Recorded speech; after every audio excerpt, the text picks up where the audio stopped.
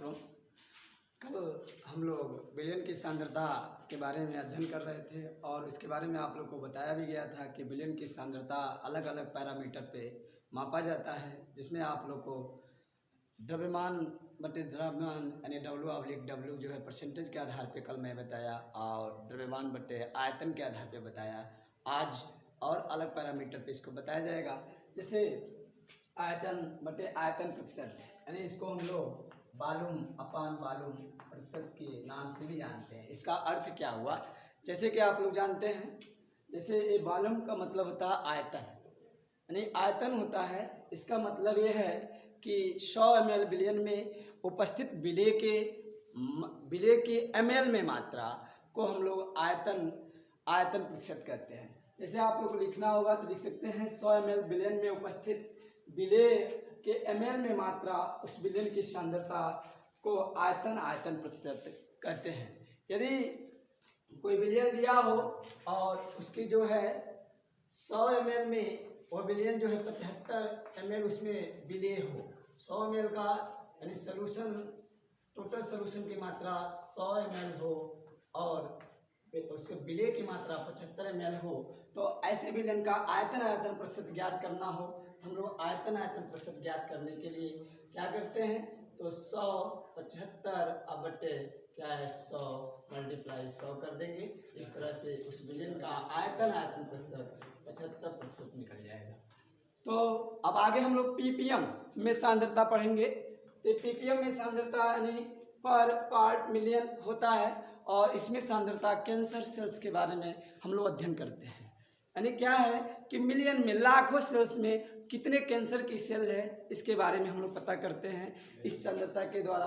यानी सूक्ष्म से सूक्ष्म विलयन में उपस्थित विलेय की मात्रा, यानी एक बृहद मात्रा में अगर विलयन हो, उसमें सूक्ष्म मात्रा में जब विलय होता है तब हम लोग पर पार्ट m मिलियन में सांद्रता ज्ञात करते हैं।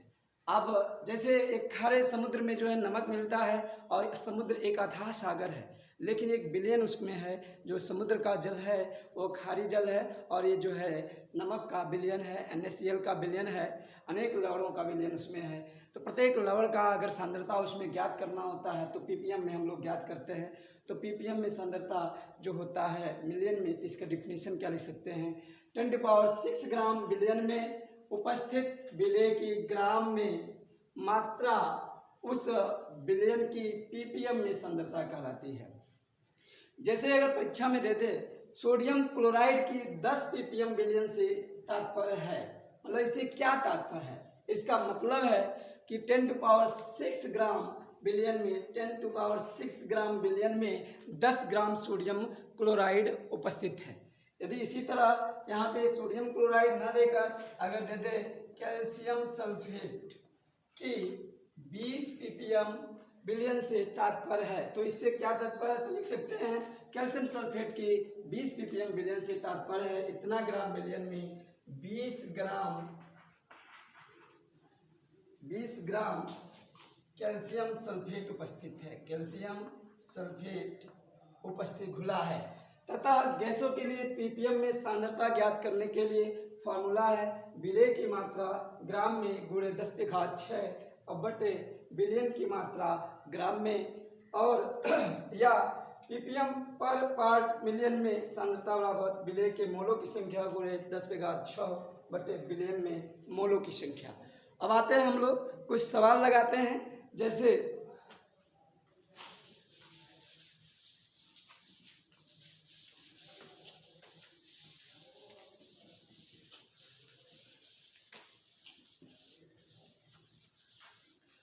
माना कि Y में 10⁵ मोल में सल्फर डाइऑक्साइड 8 मोल उपस्थित है, तो उपस्थित है वायु में, वायु के क्वेश्चन 10⁵ मोल में, वायु के 10⁵ मोल में 8 मोल सल्फर डाइऑक्साइड उपस्थित है। तो वायु में सल्फर डाइऑक्साइड के ppm में सांद्रता ज्ञात कीजिए। तो वायु में सल्फर डाइऑक्साइड की ppm में सांद्रता ज्ञात कीजिए। तो सांद्रता कैसे ज्ञात करेंगे इसके बारे में हम लोग जानेंगे। तो अभी आप लोगों को बताया गया है कि 10⁶ ग्राम विलयन में उपस्थित जो है विलेय की मात्रा उस विलयन की ppm में सांद्रता कहलाती है। तो यहाँ दिया हुआ है, विलयन की मात्रा, इक्वल टू 10⁵ मोल प्रति लीटर। सल्फर डाइऑक्साइड यानी विलेय की मात्रा इक्वल टू 8 मोल प्रति लीटर। तो सल्फर डाइऑक्साइड की सांद्रता ppm में इक्वल टू सल्फर डाइऑक्साइड की मात्रा बटे विलयन की मात्रा 10⁵ गुणे 10⁶ अब इसको हम लोग सॉल्व करेंगे तो क्या है, ये 8 है और ये 8, अब यहाँ पे ये 10⁵ ये ऊपर जाएगा 10⁵ हो जाएगा, अब बच जाएगा 80 जो है ग्राम। 80 ग्राम जो है आपका मोल से मोल कैंसिल हो जाएगा और लीटर से लीटर 80। तो क्या बच जाएगा 80 ppm। 80 ppm जो है आपका सल्फर डाइऑक्साइड उपस्थित है, अर्थात 10⁵ मोल वायु में जो है यदि 8 मोल सल्फर डाइऑक्साइड उपस्थित है, अर्थात सल्फर डाइऑक्साइड की इतने मोल में सांद्रता जो है 80 ppm है। यानी 10⁶ जो है 10⁶ बिलियन में 80 जो है ग्राम जो है क्या है आपका सल्फर डाइऑक्साइड है। देखिए ये जो है बिलियन की ग्राम प्रति लीटर में सांद्रता या शक्ति ज्ञात करना है। यानी यदि बात किया जाए तो विलयन की शक्ति क्या होती है, तो प्रति लीटर में उपस्थित विलेय की ग्राम में मात्रा विलयन की शक्ति कहलाती है। जैसे देखिए यहाँ पे 1 लीटर विलयन में उपस्थित विलेय के ग्राम में मात्रा विलयन की शक्ति कहलाता है, इसे S से प्रदर्शित करते हैं। अतः विलयन की शक्ति S इक्वल टू विलेय की मात्रा ग्राम में बटे विलयन की आयतन लीटर में, S बराबर W/V लीटर में। अर्थात इसको डिफिनीशन शॉर्ट में लिख सकते हैं, प्रति लीटर विलयन में उपस्थित विलेय की ग्राम में मात्रा विलयन की शक्ति कहलाती है। अब हम लोग देखेंगे नॉर्मलता। नॉर्मलता क्या होती है, किसी भी विलयन की नॉर्मलता निकालना आवश्यक है, क्योंकि इंडस्ट्री में यदि आप लोग इंडस्ट्री में जाते हैं केमिकल प्लांट्स में वर्क करने, वहाँ भी नॉर्मलता की आवश्यकता होती है, लैब में भी नॉर्मलता की आवश्यकता होती है।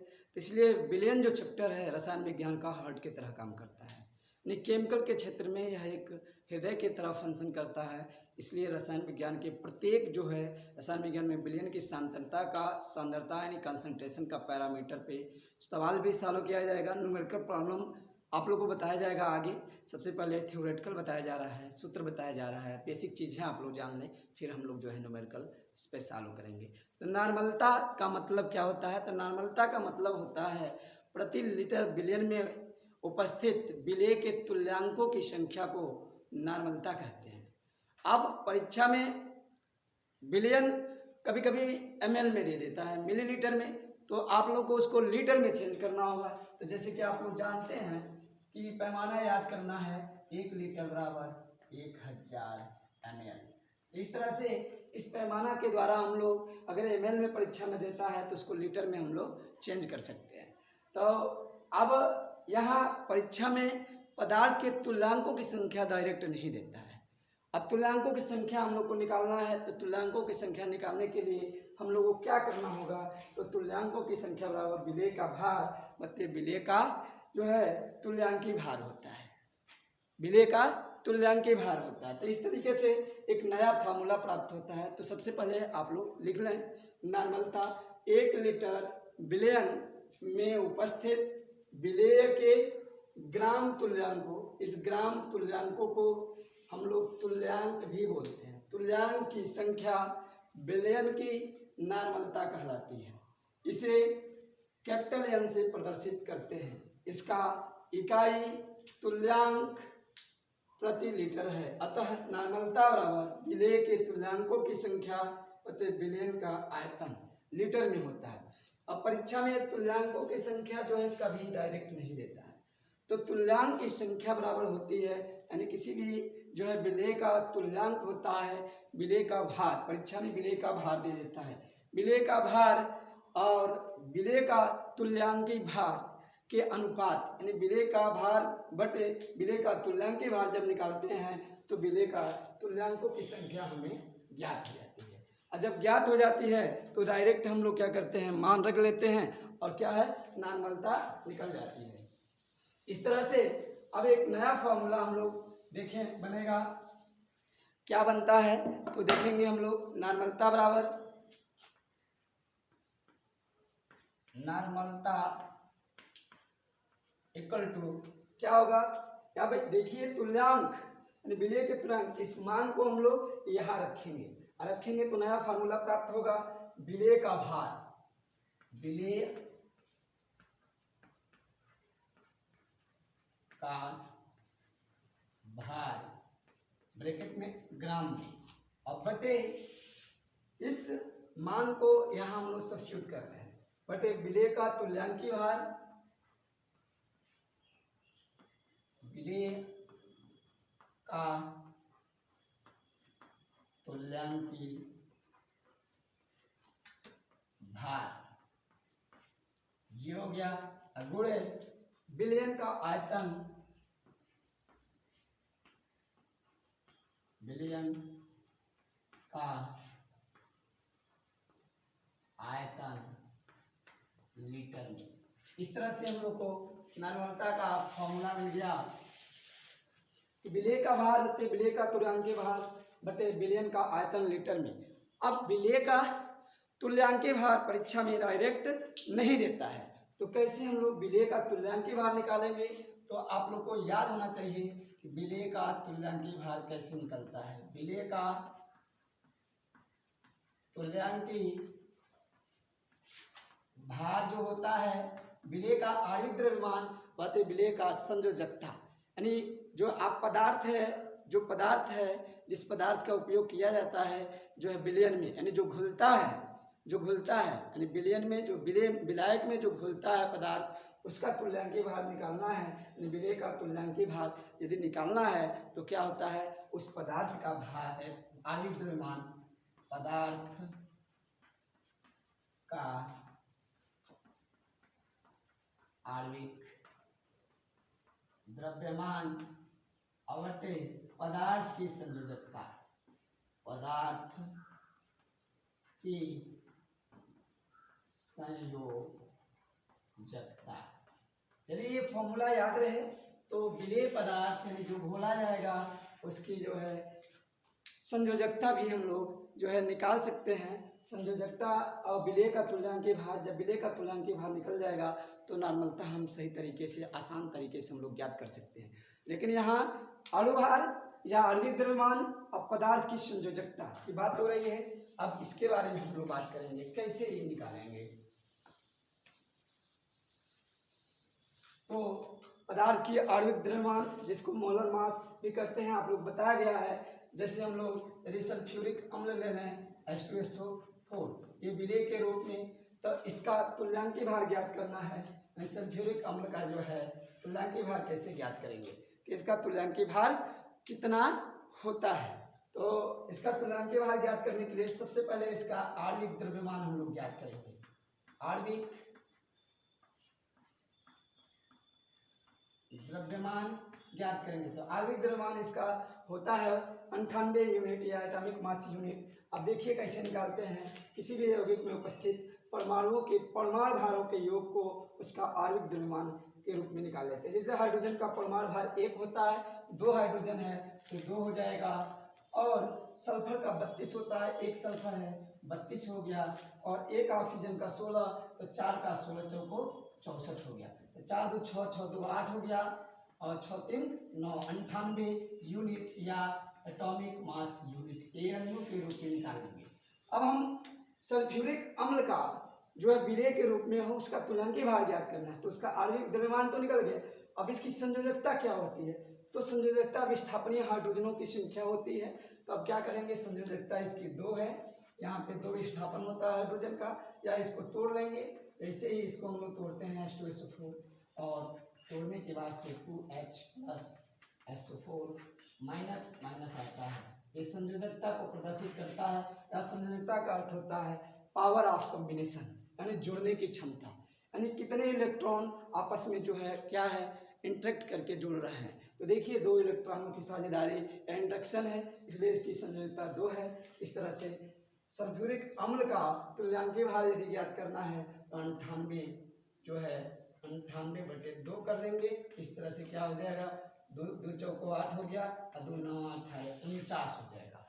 इस तरह से हम लोग सारे फॉर्मूला को ज्ञात करके हम लोग उसका मान सब्स्टिट्यूट कर लेंगे और नॉर्मलता ज्ञात कर लेंगे।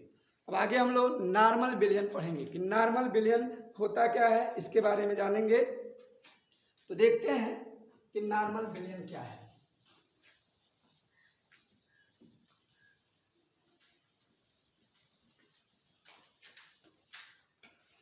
नॉर्मल विलयन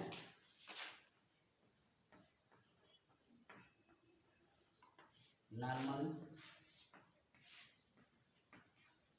विलयन ये नॉर्मल विलयन क्या होता है, इसके बारे में हम लोग जानेंगे। तो 1 लीटर विलयन में उपस्थित एक तुल्यांक यदि उपस्थित हो, किसी विलयन के 1 लीटर में एक तुल्यांक उपस्थित हो, तो ऐसे विलयन को हम लोग नॉर्मल विलयन कहते हैं। यानी 1 लीटर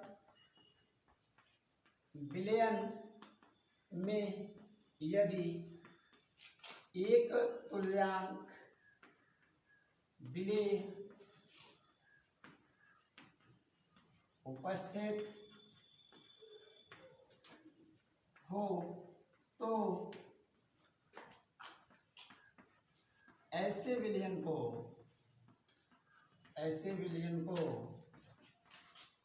नॉर्मल विलयन कहते हैं। तो इस तरह से इसे हम लोग नॉर्मल विलयन कहते हैं। इस तरह से जो विलयन होता है नॉर्मलता तो कई प्रकार का होता है, जैसे नॉर्मल विलयन, deci normal, centi normal et cetera. धन्यवाद।